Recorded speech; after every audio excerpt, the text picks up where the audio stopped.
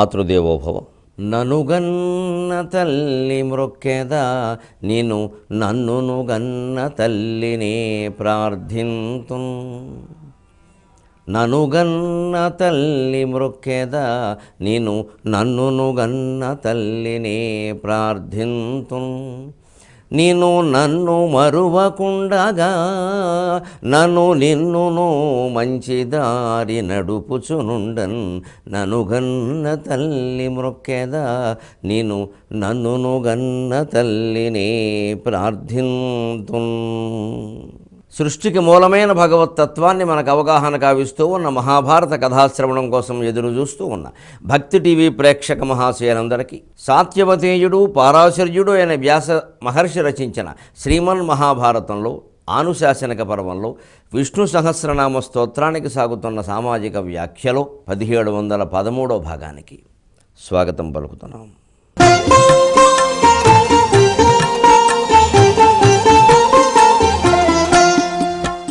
అణుర్బృహత్కృశస్థూలో గుణభృన్నిర్గుణో మహాన్ అధృతస్వధృతస్వాస్య ప్రాగ్వంశో వంశవర్ధనక. 90వ శ్లోకం. 90వ పళ్ళో పడ్డామని భగవంతుని యొక్క విభిన్నమైన స్వరూపాలన్నీ ఈ శ్లోకంలో వర్ణించబడ్డాయి నామాల రూపంలో. అణుహు, బృహత్, కృశక, స్థూలక, గుణభృత్, నిర్గుణక, మహాన్, అధృతక, స్వధృతక, స్వాస్యక, ప్రాగ్వంశక, వంశవర్ధనక.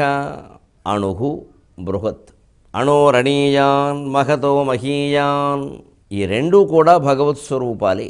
అణువుల్లోకెల్లా అణువు సూక్ష్మమైన పదార్థాల్లో అత్యంత సూక్ష్మమైన పదార్థమే భగవచ్ఛక్తి. భగవంతుడు అనుకోవడం వల్లే మనకి ఏ విషయం అర్థం కావట్లా. ఆయన మగవాడు అనుకుంటున్నాం.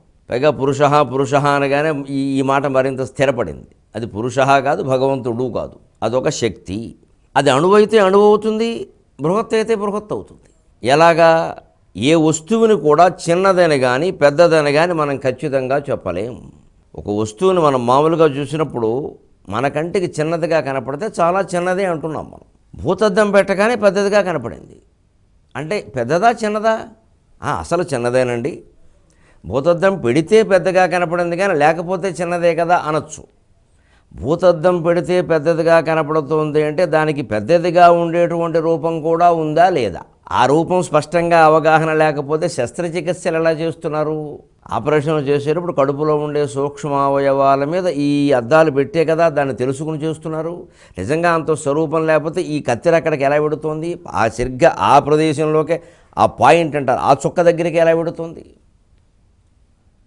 అంచేత మన కంటికి భూతద్దం పెట్టినప్పుడు కనపడింది కాబట్టి అది పెద్దది, కానీ అసలు చిన్నది అనడానికి వీలు. ఎందుకంటే అసలు చిన్నదిగా కనపడడానికి కూడా ఒక కారణం ఉంది. కంట్లో ఒక అద్దం ఉందిగా, ఆ అద్దం ఉండడం వల్ల అలా కనపడుతోంది, ఈ అద్దం ఉండడం వల్ల ఇలా కనపడుతోంది. ఏది సరైంది అంటే అది అణువు కాదు, బృహత్తు కాదు. అణువు అవుతుంది, బృహత్ అవుతుంది. అంచేత అణుర్ బృహత్. అందుకే అణువుల మీద విశేషమైన పరిశోధన చేసినటువంటి కణాదుడు అద్భుతమైన విషయాలు బయటపెట్టాడు మన దేశంలో. ఆయన అసలు పేరు ఔలూక్యుడు.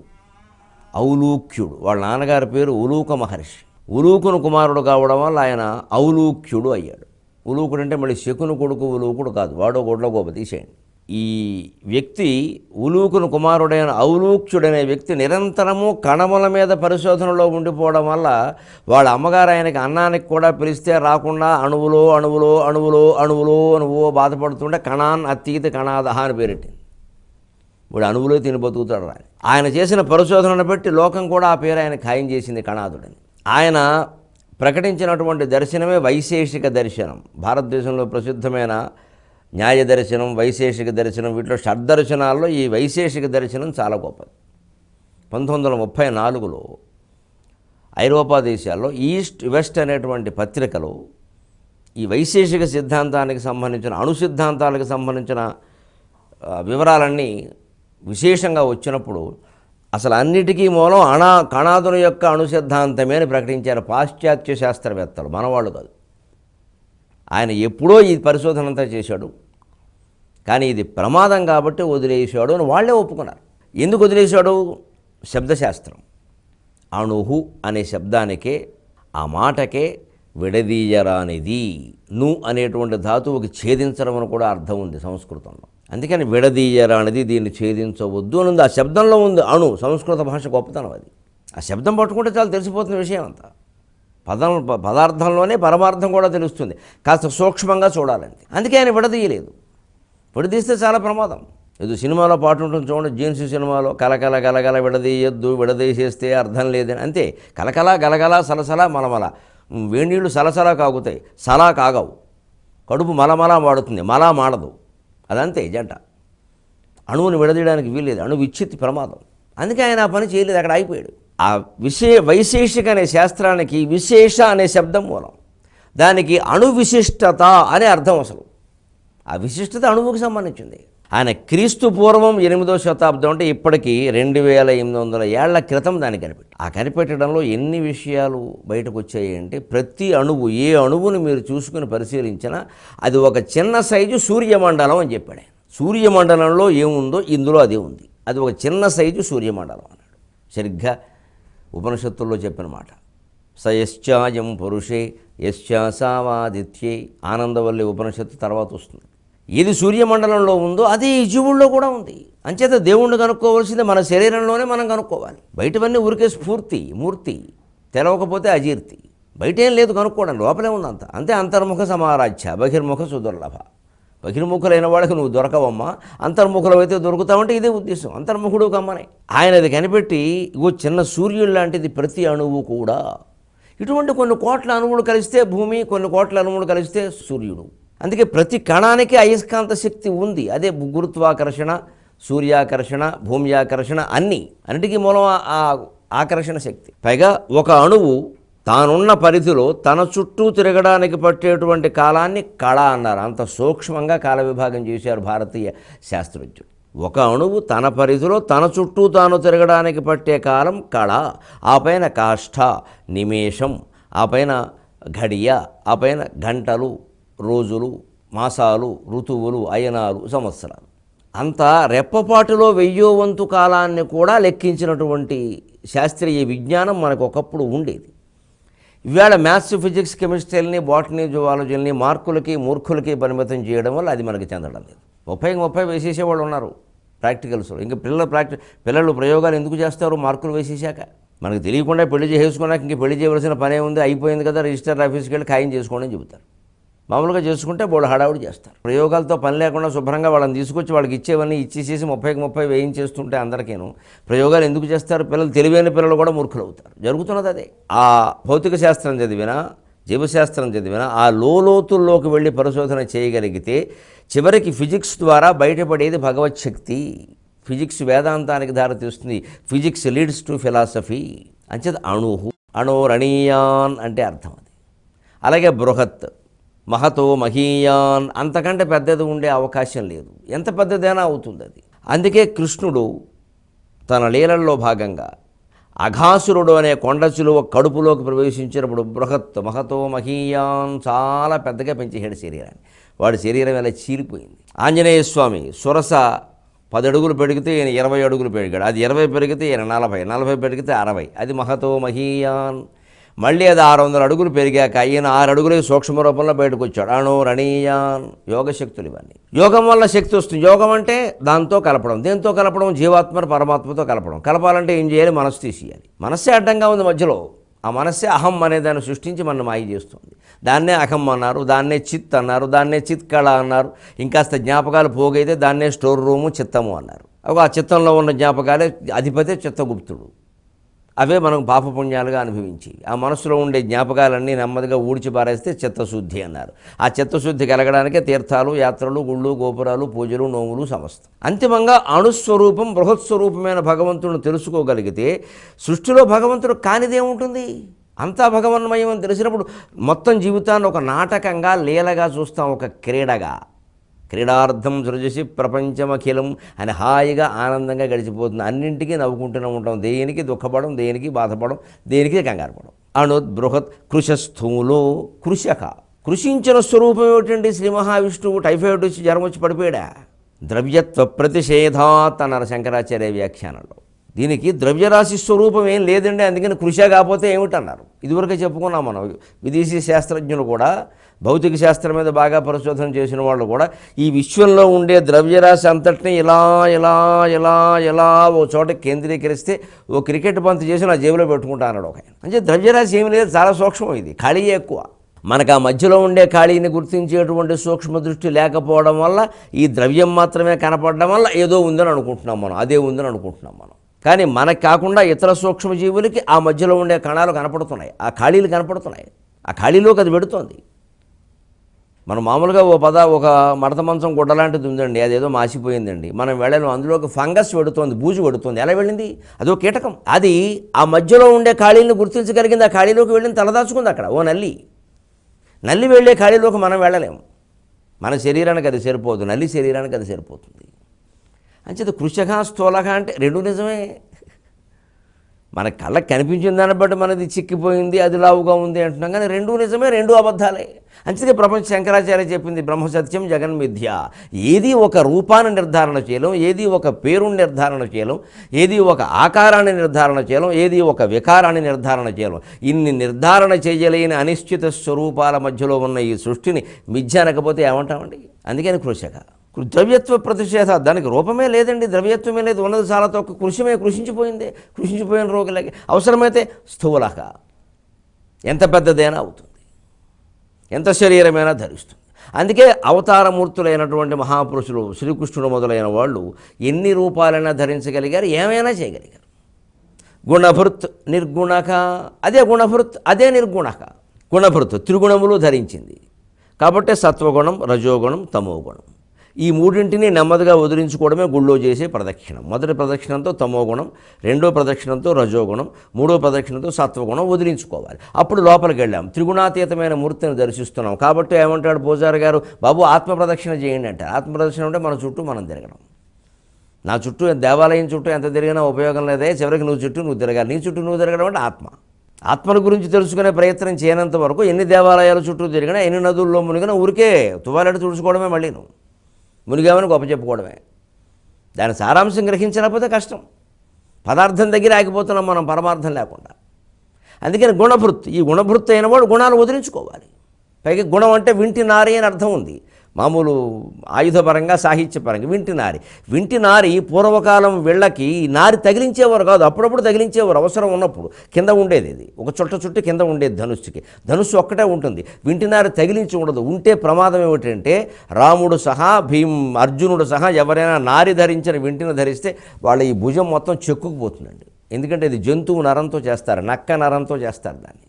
అది ఠమ్ ఠమ్ అని మోగుతుంది, అది మొత్తం కోసేస్తుంది. ఇలాగా అలా ఉండకూడదు.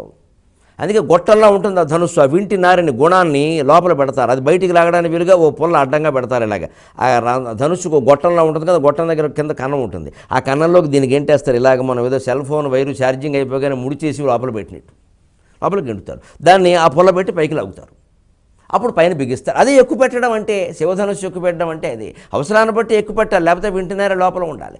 లేనప్పుడు అది వీళ్ళు ఒక బద్దే.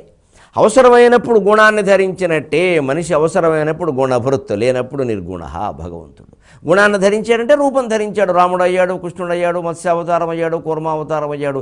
ఇంకా లోపలికి చెప్పాలంటే మిత్రమా నువ్వు అయ్యాడు, నేనయ్యాడు. అదే అంతే, అవి కూడా ఆ రూపాలే. మనం దేవుళ్ళలోనూ కొంతమందిని నిర్ధారణ చేసుకుని బాగా వాళ్ళని ఆరాధించడం అలవాటు పడ్డాక మనం దేవుడు అనే విషయం కాదు, మనం మనిషి అనే విషయం కూడా మర్చిపోయాం. మనం దేవుడు కాకపోయినా పర్వాలా, మానవుడు కూడా కాకుండా పోయాం, అది కూడా కాదని మర్చిపోయాం. అసలు ఇంకా దిగజారిపోతున్నాం బాగా. అందుకే ఆత్మస్వరూపం అర్థమైతే తప్ప ఏదీ తెలియదు. అందుకోసమే ప్రవచనాలన్నీ. గుణభృత్ నిర్గుణక, మళ్ళీ అదే భగవంతుడు ఆ గుణాలన్నీ తొలగించుకుంటే ఆయన అసలు స్వరూపం నిర్గుణ.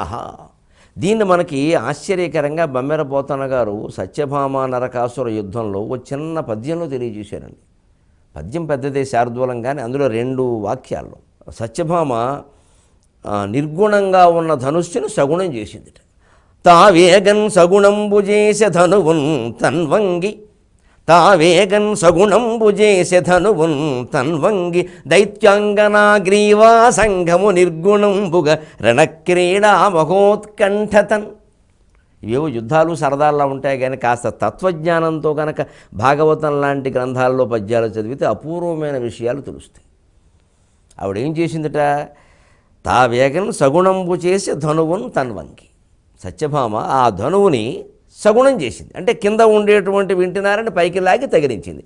రాక్షసులతో యుద్ధానికి కదా. వెంటనే ఏం జరిగిందిట? దైత్యాంగన గ్రీవా సంఘము నిర్గుణంబుగా అని సాహిత్యపరమైన చమత్కారం చేశారు పోతన గారు. ఈవిడలా సగుణం చేయగానే నరకాసురుని భార్యల మెడలు నిర్గుణములయ్యాయి. నిర్గుణములు అంటే గుణం అంటే మంగళసూత్రం తాడు. నిర్గుణములు వాళ్ళ మెడలో మంగళసూత్రాలు కింద పడ్డాయి. అంటే ఆ నరకాసురుడు పోయినంత పని ఇది. తర్వాత ఎలాగో ఎవరెవరు యుద్ధానికి వచ్చి నరకాసురుడు తరఫున పోరాడుతున్నారో వాళ్ళ భార్యల మంగళసూత్రాలు తెగిపడినట్టే అయింది. తెలుగులో కోపం వస్తే తిడతారు నీ తాడు తెగ అని, అంతే తెగినట్టే అయింది. ఇక్కడ సగుణం చేస్తే అక్కడ నిర్గుణం అయింది. అంటే మనం యుద్ధపరంగా తీసుకుంటే ఈవిడ పరాక్రమం ప్రదర్శించే వాళ్ళ ప్రాణాలు పోయాయి. యుద్ధపరంగా అంతే. సాహిత్యపరంగా ఓ మంచి శబ్దాలంకారం సగుణం నిర్గుణం పోతన గారు ఎంత బాగా వాడారండి అంతవరకే. తాత్వికంగా తీసుకుంటే సగుణారాధన చేస్తే తప్ప నిర్గుణారాధన సాధ్యం కాదు. ముందు సగుణారాధన చెయ్యాలి. భగవంతుడిని బొమ్మగానో విగ్రహంగానో భావించాలి తప్పదు. ఎందుకంటే ద్వైతం లేకుండా ఆరాధన కుదరదు. అంతా ఒకటే అంటే అనుకుందుకు బాగానే ఉంటుంది. ఆచరణలో పెట్టాలంటే ఎలా సాధ్యం అవుతుంది? అంతా ఒకటే అంటే నేను భగవంతుడు బాగానే ఉంది మనం అనుకుంటాం. అహం బ్రహ్మాస్మి అనుకుంటాం. ఆకలి ఇస్తుంది, అన్నం తినద్దా? ఎవరన్నా అహం బ్రహ్మాస్మి అంటే మీకు ఆకలి ఏమిటండి అంటారు వెంటనే. నేను శరీరాన్ని ధరించి ఉన్నాను కాబట్టి, శరీరానికి ఆకలి వేస్తుంది కాబట్టి, శరీరానికి ఇంత పడాలి కాబట్టి, అది పడితే కానీ శరీరం పుష్టి నొందదు కాబట్టి, పుష్టి నొందితే కానీ ఏ విషయము గ్రహించేటువంటి జ్ఞానం కలగదు కాబట్టి, ఆ జ్ఞానం కలిగితే కానీ ఆత్మజ్ఞానం కలగదు కాబట్టి, ఆత్మజ్ఞానం కలిగితే కానీ అజ్ఞానం పోదు కాబట్టి దీనికి అన్నం పెట్టవలసిందే. అంచేత నిర్గుణం కావాలంటే సగుణాన్ని కొలవలసిందే. మన హిందూ ఆరాధనా విధానంలో ఉండే విశిష్టత ఇది. కాబట్టి ఇందులోనే ఉండే భ్రష్టత ఏమిటి అంటే ఇక సగుణాన్ని పట్టుకుని అదే గొప్ప అనడం మొదలెట్టారు. ఇంక అసలు ఏమక్కర్లేదండి రామనామం చాలండి, ఇంక అసలు ఏమక్కర్లేదండి గుళ్ళో కడితే చాలండి, ఇంక అసలు ఏమక్కర్లేదండి సీతారాముల దర్శనం చాలండి, ఇంకేమక్కర్లేదండి ఆ కళ్యాణం చూస్తే చాలండి. ఇవి పిచ్చి మాటలు. అది కుదరదు. సగుణం నిర్గుణం కావలసింది. కానీ నిర్గుణానికి సగుణం ఆధారమే. అనుర్బృహత్కృశస్థూలో గుణభను నిర్గుణో మహాన్. మహాన్ శబ్దానికి అద్భుతమైన నిర్వచనం ఉంది. అస్పర్శో అశరీరో అశబ్దో అనంగో మహాన్ శుచి అన్నారు. అశబ్ద దాన్ని నిర్వచించే శబ్దం లేదు. అనంగ దానికి శరీరం లేదు, అవయవాలు లేవు. అనంగ అశరీర అసలు శరీరమే లేదు. అస్పర్శ దాన్ని ముట్టుకోవడం వీలు కాదు. అవయవాలు లేకుండా శరీరం లేకుండా ముట్టుకోవడం ఎలా వీలవుతుంది? మహాన్ శుచి ఎవ్వరూ ముట్టుకోలేరు కాబట్టి, దానికి అవయవాలు లేవు కాబట్టి, దానికి శరీరం లేదు కాబట్టి పరమాత్మ నిత్య శుచి, మహాన్ శుచి అన్నారు. ఆ పరమాత్మ ధ్యానం మనం కూడా చేస్తే మనస్సులో మనము నిత్య శుచిగానే ఉంటాం. అధృతస్వధృతస్వాస్య ప్రాగ్వంశో వంశవర్ధనక. అధృతక ధారకాణమపి ధారక. భూమిని ధరించేటువంటివి పర్వతాలు, ఏదో పర్వతాలను ధరించేటువంటిది వాయువు, వాయువును ధరించేది ఆకాశం. ఇలా ఏవో కొన్ని ఉన్నాయి పంచభూతాలు. పంచభూతాలకు కూడా ధారకుడైన వాడు ఆయన. కాబట్టి అధృతక ఆయనెవరూ ధరించే అవకాశం లేదు. ఇంకా మరి శేషుడు ధరించాడు అనడం ఏమిటి? అది కేవలం ఆయన లీల. శేషుడి మీద శ్రీ మహావిష్ణువు ఉన్నాడు అనడం ఏమిటి అంటే శేషుడు భూమి ఆకర్షణ శక్తికి సంకేతం. అందుకే ఆదిశేషుని అవతారం బలరామునికి సంకర్షణ అని పేరు పెట్టారు. శేషుని మీద భూమి ఉంది అంటే అర్థం ఆకర్షణ శక్తి ప్రకారం భూమి ఉందని అర్థం. దాన్ని శేషుడు మోస్తున్నాడు అనేటువంటి పురాణ ప్రత్యేకతతో చెప్పారు. మనం భూమి కిందకి వెళ్ళి శేషుడు ఎక్కడాన్ని వెతికితే ఏం దొరకదు, తలనొప్పి వస్తుంది, సముద్రంలో మునుగుతాం. పైగా ఆయనకి 1000 పడగలనలో ఉద్దేశం 1000 కిరణాలతో ఇలా ఆకర్షిస్తున్నాడు సూర్యుడు భూమిని. కాబట్టే భూమి సూర్యుని చుట్టూ తిరుగుతుంది. ఆ శేషుని మీద, పాతాళంలో ఉండే శేషుని మీద శ్రీ మహావిష్ణువు ఉన్నాడు అంటే పైన ఉండే విశ్వమంతా విష్ణువే. అంతే, విశ్వం విష్ణువు, విశ్వమంతా విష్ణువే. ఆ పైన పడుకున్నవాడే విష్ణువు. ఆ విశ్వ ఆకారాన్నే విష్ణు ఆకారంగా చెప్పారు. విష్ణువు అనగానే మనం 4 భుజాలు లెక్కగట్టి బొమ్మ గీసేస్తే అలాగా అప్పటికే అర్థం కాదు అది. ఇక 4 భుజాల విగ్రహాన్ని ఆరాధించిన వాళ్ళందరూ దుర్మార్గులనే ధోరణికి వచ్చేస్తాం మనం. అది కేవలం ఒక రూపం. రుద్రుడు మరొక రూపం, బ్రహ్మ మరొక రూపం, లక్ష్మీదేవి మరొక రూపం, సరస్వతీదేవి మరొక రూపం, అనేక రూపాలు ఉన్నాయి. ఆ రూపాల్లో నువ్వొక రూపం, నేనొక రూపం. వీటిలో కొన్ని ప్రత్యేకతలు ఉండొచ్చు, కొన్ని ప్రత్యేకతలు లేకపోవచ్చు. ప్రతిదానికి ఒక ప్రత్యేకత ఉంటుంది. అందుకని అధృతక, స్వధృతక, స్వధృతక, అధృతక, పైగా స్వధృతక అంటే స్వేన ఆత్మన ధార్యతే. మరి భగవచ్ఛక్తి ఎలా ఉంది అంటే తన మీద తానే ఆధారపడి ఉంది, తానే తనని ధరించాడు. స్వాస్యక ఆస్యక భగవంతుని యొక్క ముఖం ఇది పూర్తిగా సగుణానికి సంబంధించింది. ఇలా సగుణం కాకపోతే ముఖం ఎలా ఉంటుంది? మరి నిర్గుణానికి అవయవాలు ఉండవుగా.